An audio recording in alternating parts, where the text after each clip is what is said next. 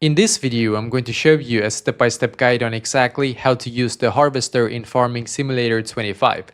So the first thing we need to do is to, of course, get into our harvester, and then you need to make sure that the header is attached, as you can see.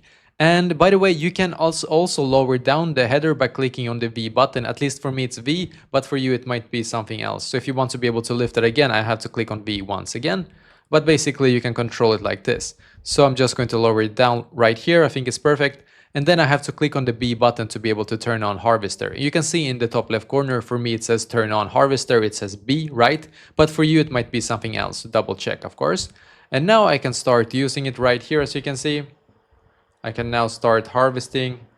Pretty awesome, actually. So we just go, I mean, it's quite slow, unfortunately, but yeah, I mean, it's kind of fun, actually. So yeah, you can now start using the harvester. I think there's also, if you click on H, I think you will get AI worker. Yeah.